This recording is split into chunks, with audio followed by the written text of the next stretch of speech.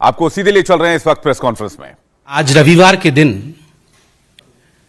चंद मिनटों पहले आपने एक बहुत महत्वपूर्ण प्रेस कॉन्फ्रेंस सेना के अधिकारियों के माध्यम से सुना और जिस प्रकार से लेफ्टिनेंट जनरल पुरी ने अग्निपथ स्कीम को समझाया, मुझे लगता है आज हमारे मन में किसी प्रकार का संशय नहीं है। कहते हुए दुख होता है, कुछ विषयों पे जिन पे राजनीति नहीं होनी चाहिए,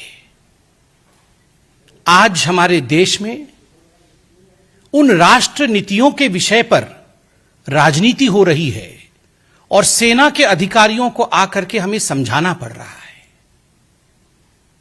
सेना के अधिकारियों को आकर के हमें समझाना पड़ रहा है कि आगजनी और हिंसा के लिए इस देश में कोई स्थान नहीं है। हिंसा मत करिए। कहां यह गलती हुई है? यह विपक्ष कहां पथ भटक चुकी है? आखिर यह विपक्ष क्या चाहती है? देखिए, राजनीतिक प्रेस कॉन्फ्रेंसेस तो बहुत होते हैं, मगर आज मैं एक सवाल पूछना चाहता हूं। हम में से ऐसा कोई नहीं होगा जो यह नहीं चाहता है कि मेरा भारत महान न बने। मेरा भारत महान जब हम छोटे थे तब से टीवी पे देखकर आते थे कि मेरा भारत महान, इस पे गाने लिखे जाते थे, इस पे गीत सुनाए जाते थे मेरा भारत महान पे। मगर मेरा भारत महान कैसे बनेगा अगर रिफॉर्म नहीं होगा? मेरा भारत महान कैसे बनेगा अगर परफॉर्म नहीं होगा?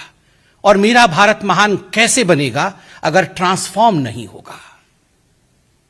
और अगर प्रधानमंत्री अपने खून पसीने से 24 घंटे काम करके रिफॉर्म, परफॉर्म और ट्रांसफॉर्म के पथ पर चलते हैं, अग्नि पथ पर चलते हैं, ताकि हमारा देश आगे बढ़ सके, मेरा भारत महान बन सके, तो मुझे तकलीफ इस बात की होती है, इस राष्ट्र नीति को कुछ लोग हजम नहीं कर पाते हैं, इस पर भी राजनीति करते हैं। अग्निपथ स्कीम एक ऐसा ही विषय है जिस पर राजनीति बिल्कुल नहीं होनी चाहिए। जंतर मंतर, सत्याग्रह इत्यादि के नाम पर आज हम राजनीति, कोरी राजनीति देख रहे हैं। बंधुगण, आज के प्रेस कॉन्फ्रेंस से जो हमें लेफ्टिनेंट जनरल और आर्मी के बाकी बड़े अधिकारियों ने समझाया, 14 तारीख को जो आदरणीय राजनाथ सिंह जी ने समझाया, एक बात बिल्कुल स्पष्ट है और वह विषय है कि जो अग्निपथ स्कीम है, ये क्या चाहती है? ये चाहती है कि हिंदुस्तान की जो सेना है वो एक यूथफुल प्रोफाइल के साथ, एक युवा चेहरा के साथ आगे आए। और ये केवल हिंदुस्तान के नहीं, ये पूरे विश्व के हर देश के आर्मी की रिक्वायरमेंट होती है कि समय के साथ जब डेमोग्राफी बदलती है, जब जरूरतें बदलती है, तो किस प्रकार से एक यूथफुल आर्मी उस कंट्री में बने।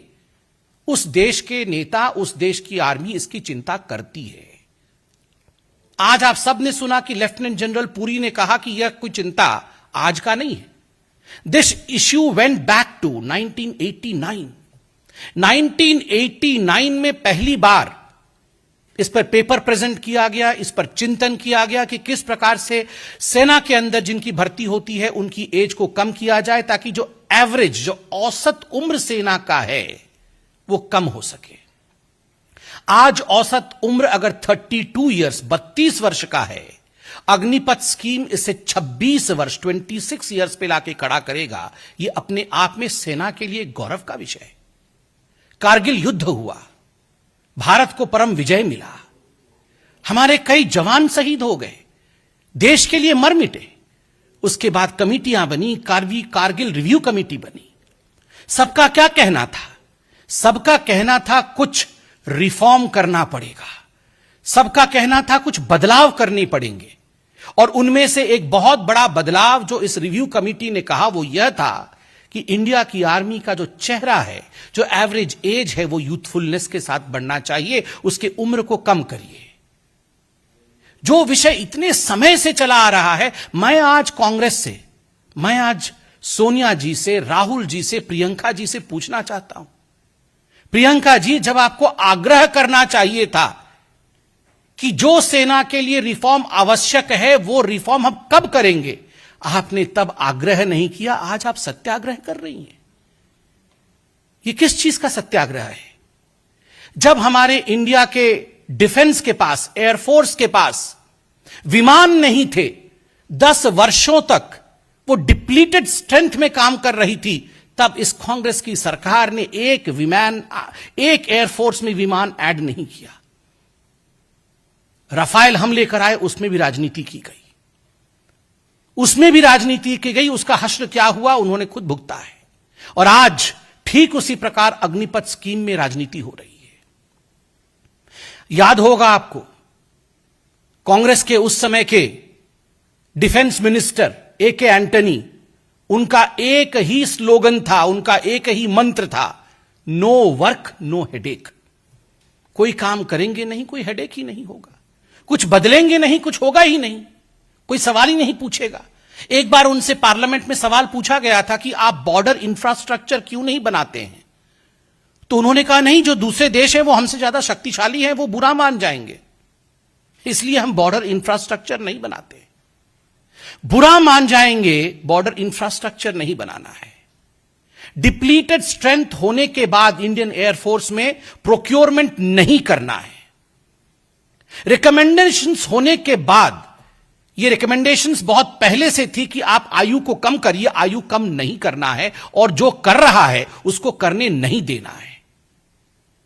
75% अग्निवीर बाहर हो जाएंगे, उनका क्या होगा?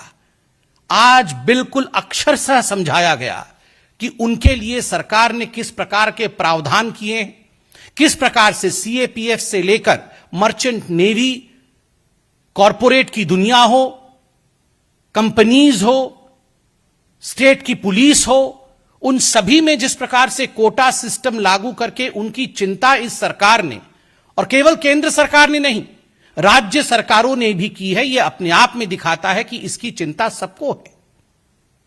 And all of them are moving forward to see to it that these 75% of people who come out of the Agnipath scheme after 4 years, they are accommodated.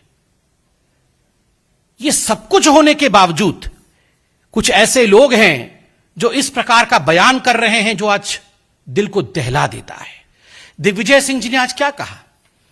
Digvijay Singh ji आज कह रहे हैं कि इन बच्चों को आप लेकर shoot to kill, you are teaching them shoot to kill, और 4 साल बाद जब ये shoot to kill quote unquote सीख के बाहर आएंगे तो ये देश में क्या करेंगे? इनका एक नेता राजस्थान में कह रहा है वो नक्सली बन जाएंगे। राहुल जी, प्रियंका जी, देश के युवकों पे आपको इतना भी भरोसा नहीं है?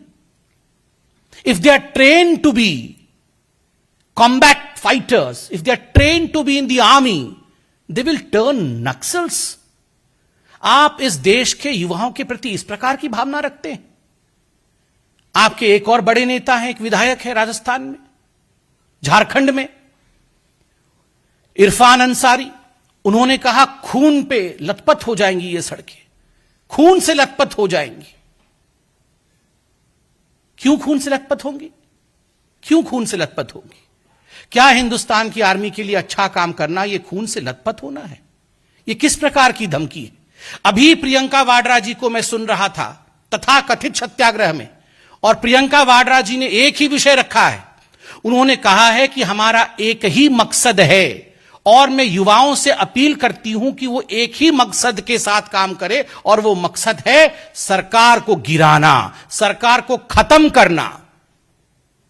मकसद युवक नहीं है, मकसद सेना नहीं है, मकसद सरकार को गिराना है, मकसद सरकार को खत्म, उन्होंने कहा सरकार को खत्म कर देना है। जो काम इनकी पार्टी नहीं कर पा रही है, जनता जनार्दन आज कांग्रेस के साथ खड़ी नहीं है, आज प्रियंका वाड्रा वो अपील कर रही है।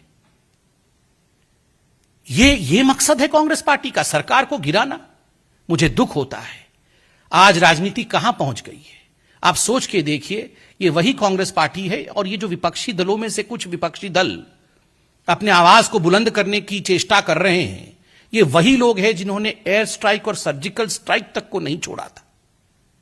एयर स्ट्राइक और सर्जिकल स्ट्राइक में भी इन्होंने राजनीति की थी, और जिस प्रकार से मुझे याद है उस समय भी आर्मी के जवानों को, आर्मी के अफसरों को सामने आकर एक्सप्लेनेशन देना पड़ा था, उनको खुलासा करना पड़ा था कि किस प्रकार सर्जिकल स्ट्राइक एक तथ्यात्मक सत्य है, वो हुआ था, वो भ्रामक नहीं था, वो मिथ्या नहीं थी। डोकलाम जब हुआ तो राहुल गांधी चीनी टेंट के नीचे पकड़े जाते हैं और आज देश के साथ खड़े होने का नाटक रचते हैं। लोगों को मिस इन्फॉर्म करना, बच्चों को गलतफहमी में डालना, संस्थाओं को भड़का करके इस प्रकार की आगजनी कराना यह उचित नहीं है। हम भी नहीं चाहते हैं कि इन विषयों पर राजनीति हो। On the issues of army, on the issues of recruitment, on the issues of safety of the country, on the issues of security of this country, we should all stand together, tall as Indians, not as people from BJP, people from Congress, people from RJD or from other political parties.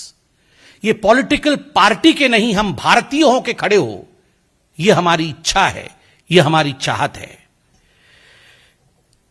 Digvijay जी, ना हमारे युवक नक्सल थे, ना हमारे युवक नक्सल बनेंगे। आज मोदी जी ने, आज हिंदुस्तान की आर्मी ने अग्निपथ के स्कीम के माध्यम से देश के सुरक्षा का बागडोर युवाओं को सौंपा है। आप सोचिए, हमारे प्रधानमंत्री, हमारी आर्मी और हमारे देश की जनता युवाओं पे कितना भरोसा करती है। आज सुरक्षा के लिए युवाओं को यह कमान दिया गया है देश का, और हम सबको विश्वास है ये जो युवक हैं, they will pass this test, they will protect their motherland. ये पूरी तरह से खड़े होकर हमारे देश की रक्षा कर पाएंगे, ठीक उसी प्रकार जैसे आर्मी, नेवी और एयरफोर्स अब तक करती आई है। आप याद करिए, जब ये प्रोटेस्ट करना इनकी आदत हो गई है। जब ये जैम ट्रिनिटी लेके मोदी जी आए थे, उस समय आधार कार्ड को लेकर किस प्रकार पूरे देश में इन्होंने प्रोटेस्ट किया था, आगजनी की थी, सुप्रीम कोर्ट तक चले गए थे कि ये नहीं होना चाहिए। अगर ये जैम ट्रिनिटी नहीं होता, ये दूरदर्शिता सरकार की नहीं होती, कोरोना के समय सभी के अकाउंट में जो 2000 रुपए गए वो जा पाते क्या? जा पाते क्या? आप खुद बताइए। आज ये जो डायरेक्ट बेनिफिट ट्रांसफर के माध्यम से करोड़ों रुपए देश के बच रहे हैं, thanks to the far-sightedness of this government when the government implemented the jam trinity. आप याद करिए, ये वैक्सीन को लेकर राजनीति करते थे। ये कह रहे थे कि वैक्सीन में गाय का खून मिला हुआ है, काफ सीरम है, ये वैक्सीन तो बीजेपी की वैक्सीन है, इसे नहीं लगाना चाहिए। लोग हंसते थे, ये संभव नहीं है भारतवर्ष में इतने इतने करोड़ों लोगों को वैक्सीन लगाया जाना।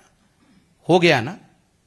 आपने विश्वास दिखाया मोदी जी पे, आपने विश्वास दिखाया इस सरकार पे, आपने विश्वास दिखाया भारत की काबिलियत पे, भारत के वैज्ञानिकों पे। हो गया ना? ये वैक्सीनेशन संभव हुआ ना? ठीक उसी प्रकार अपनी सेना पे संपूर्ण विश्वास रखिए। सेना राजनीति का प्लेटफॉर्म नहीं है। पूर्ण विश्वास के साथ सेना के साथ हम सब खड़े हों। सेना का एक ही मकसद है, भारत मां की रक्षा करना। किस प्रकार से हम भारत मां की रक्षा करें, किस प्रकार से हम भारत मां की ताकत को और सुदृढ़ बनाएं, इसमें आगजनी के लिए, हिंसा के लिए, राजनीति के लिए, किसी संस्था के लिए, व्यक्तिगत भलाई के लिए कोई स्थान नहीं है। स्थान है तो सामूहिक भलाई के लिए स्थान है, स्थान है तो सबका विश्वास, सबका विकास, सबका प्रयास, सबको लेकर आगे बढ़ने में ही, इसी मंत्र में ही स्थान है।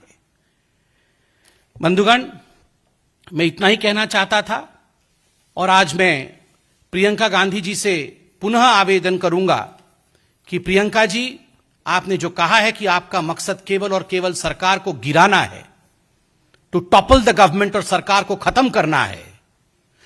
सरकार को खत्म करना आपका मकसद हो सकता है, हिंदुस्तान को बचाना, हिंदुस्तान को बढ़ाना, हिंदुस्तान को रक्षित रखना, यह हमारा मकसद है, यह हिंदुस्तान की आर्मी का मकसद है। और हमेशा याद रखिए, आर्मी और हिंदुस्तान का मकसद ही कामयाब होती है और किसी का नहीं।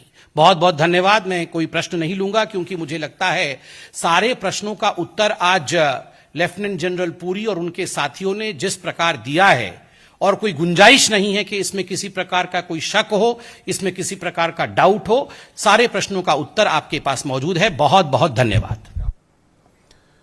तो कांग्रेस को देश की सेना पर भरोसा नहीं है, सेना राजनीति का प्लेटफॉर्म नहीं है। दो बड़ी बातें बीजेपी प्रवक्ता संबित पात्रा की तरफ से आपने सुनी। उन्होंने कहा कि विपक्ष हर मुद्दे पर राजनीति करने के लिए हमेशा लालायित रहता है, उत्साहित रहता है। विपक्ष ने आज तक हर बात पर राजनीति की है, चाहे वो कोरोना वैक्सीनेशन का मामला हो, चाहे वो डीबीटी डायरेक्ट बेनिफिट ट्रांसफर का मामला हो, चाहे वो यूपीआई को लिंक करने का मामला हो। हर बार देश के इन नीतियों पर विपक्ष ने सवाल उठाया और अब राजनीति की जा रही है सेना के ऊपर। इंडिया टीवी हर वक्त हर जगह डाउनलोड करने के लिए सर्च करें India TV news Google play store या ऐप स्टोर पर।